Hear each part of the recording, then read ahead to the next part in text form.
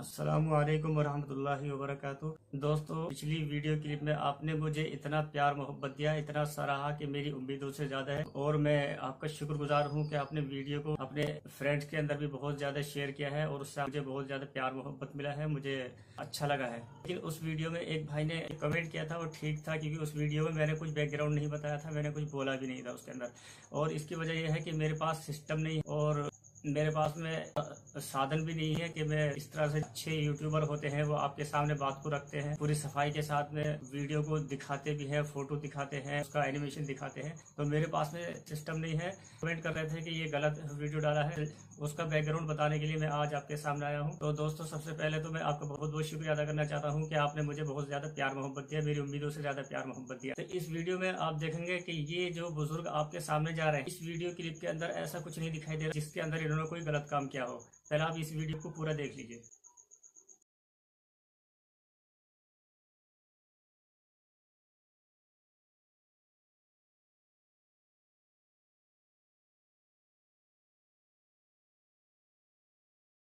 ये आदमी का बैकग्राउंड इतना अच्छा नहीं है कि जैसा कि आमतौर पर होता है। ये बुजुर्ग पांच भाई हैं। पांच भाई के अंदर से अगर कोई एक भाई माजूर होता है तो दूसरे भाइयों पर हक बनता है कि अपने माजूर भाई की मदद करें। लेकिन यहाँ उनके साथ में इसके अपोजिट किया कि उनकी शादी रुकवा दी, और शादी रुकवाने के बाद में उनकी जमीन थी, प्रॉपर्टी थी, उसका नाजायज इस्तेमाल किया अपने बेनिफिट के लिए, अपने फायदे के लिए। और दिमाग के अंदर उनके डर बिठा दिया इस बात का कि आपसे अपनी जिंदगी के खर्चे नहीं उठने के हैं, इसलिए आपकी शादी नहीं करी। जिंदगी के खर्चे क्यों नहीं उठने के हैं? जो माजूर भाई हकदार हैं दादा इलाही प्रॉपर्टी के, तो पांचों भाई बराबर के हकदार हैं दादा इलाही प्रॉपर्टी के अंदर। जब दूसरे चार भाई, ये जो बुजुर्ग हैं, इनके चार भाई अपने अपने बच्चों को पाल सकते हैं, घर भी बना करके दे सकते हैं और अपने दूसरे अखराजात भी पूरे कर सकते हैं और अपनी प्रॉपर्टी को बढ़ा भी सकते हैं, तो दादा इलाही की जो प्रॉपर्टी है, अकेले एक माजूर भाई की प्रॉपर्टी क्यों नहीं बढ़ रही? माजूर भाई का किया क्यों नहीं हो रहा? उनकी शादी क्यों नहीं हो रही? ये जो बुजुर्ग वीडियो में दिखाए हैं, ये गलत सोचों के इंसान हैं। ऐसा मैं इसलिए कह रहा हूँ, मेरे साथ में खुद ऐसा ही हुआ है।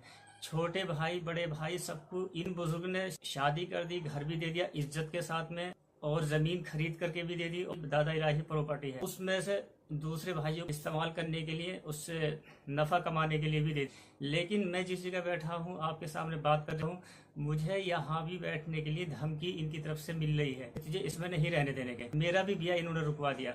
रिश्ते वाले घर आते हैं तो रिश्ते वालों से कहते हैं कि ये छोड़ देगा लौंडिया को, कोई जिम्मेदारी नहीं लेने का। दूसरा डायलॉग देते हैं कि ये कमाता नहीं है, बालकों को पालेगा कैसे।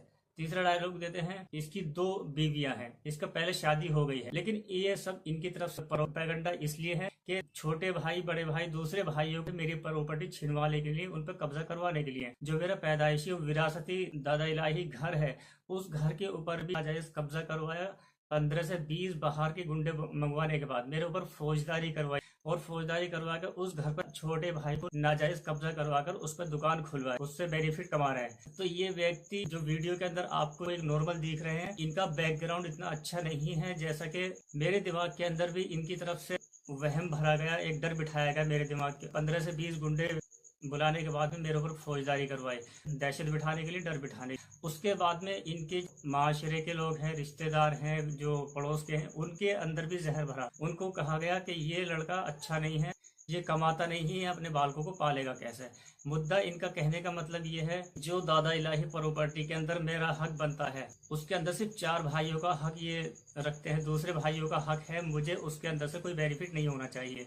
मेरे अपने रोजगार के अंदर इन्होंने उसके आगे हर तरह से अपने ग्रुप के लोगों को आगे बढ़ाया, मेरे रोजगार को खराब करने के लिए। इनके ग्रुप के अंदर नई नस्ल के लड़के और छोटी उम्र के बच्चे और औरतों को ज्यादा इस्तेमाल किया जाता है, जो मेरे सामने मेरे रोजगार को बिगाड़ने के लिए आते हैं और मेरी मजदूरी को बिगाड़ने के लिए आते हैं। और फिर उसके बाद में यही जो है मुझे रोजगार से बेरोजगार करने के बाद में फिर अपने ही माशरे के अंदर खड़े होकर कहते हैं कि देखो, इससे रोजगार नहीं चल रहा, इसलिए बालकों को कैसे पालेगा और ये जिंदगी इसकी अच्छी नहीं है। यानी कि पहले बिगाड़ते हैं, उसके बाद में फिर ये ताने देते हैं।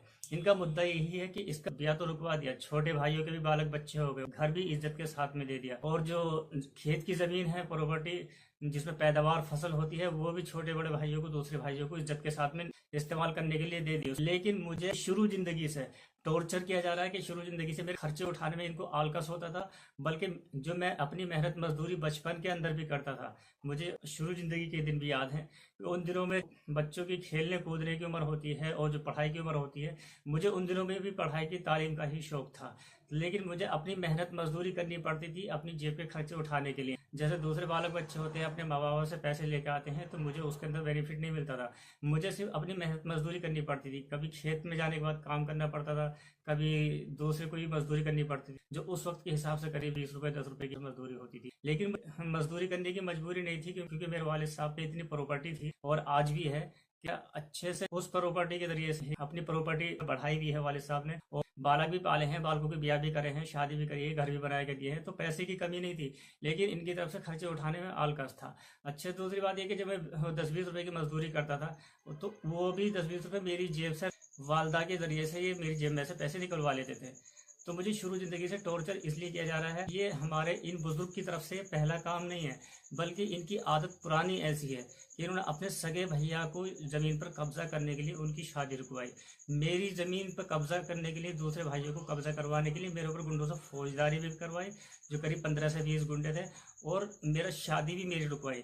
और जो मेरी मेहनत मजदूरी का कोई जरिया है, तो मेरी उस मेहनत मजदूरी पे भी इन्होंने जो है अपने ग्रुप को आगे बढ़ाकर, ग्रुप में औरतें, बच्चे, इनके नई उम्र के लड़के, उनको आगे बढ़ाकर जो है मेरे साथ छेड़छाड़ करवाने के बाद में मेरे रोजगार को बिगाड़ दिया जाता है, ताकि ये रोजगार से बिल्कुल जीरो हो जाए और ये घर छोड़कर खुद यहाँ से चला जाए। और फिर बाद में यही अपने मुंह से ताने देंगे कि वो यहाँ रुकता नहीं है, रहता नहीं है घर में, तो उसको मैं कैसे शादी करके दूँ और कैसे ब्याह करके। इसी तरह से हमारे ताई के बारे में भी, जो इनके बड़े भैया हैं, उनके बारे में भी यही कहते हैं कि वो शादी के टाइम पे उनको लापता कर दिया, को यहाँ रहते नहीं, किसकी शादी करूँ, की उम्र निकल गई, उनकी शादी नहीं होगी। ये अपनी इस जालसाजी और 420 को इस्तेमाल करते हैं, अपने हाथों के जरिए से कम करते हैं, औरतों को, बच्चों को आगे पहले बढ़ाते हैं, अपने इनके ग्रुप के स्टाफ के और जो इनके हिमायत के लोग हैं, उन लोगों से ज़्यादा काम करवाते हैं, ज़्यादा छेड़छाड़ करवाते हैं। तो इस वीडियो के अंदर आपको जो मैंने दिखाया कि यहाँ जो है मटेरियल आ रहा है और मटेरियल के ये पेमेंट भी कर रहे हैं, तो ये दूसरे हिस्सेदार, जो मेरा छोटा भाई है, उसके लिए पेमेंट हो रहा है। आप खुद देख सकते हैं